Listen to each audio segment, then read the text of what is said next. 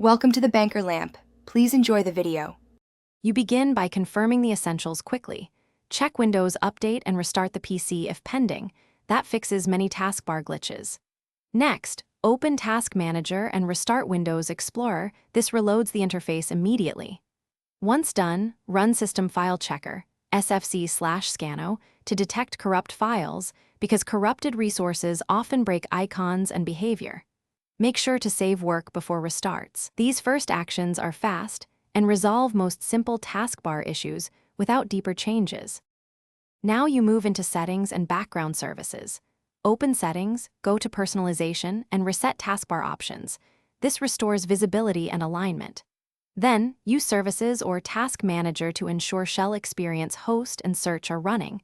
Restart them if they are stuck, because they power animations and search functionality.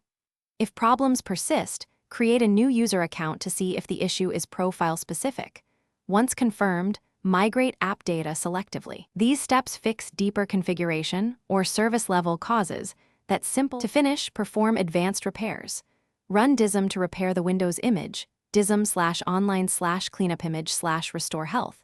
Then run SFC again. This resolves persistent corruption.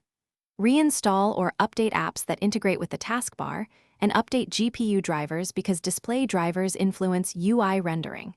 If the taskbar still misbehaves, restore from a recent backup or use system restore to roll back to a working state. If nothing works, one key tip: test in a clean boot to isolate third-party conflicts before a full reinstall.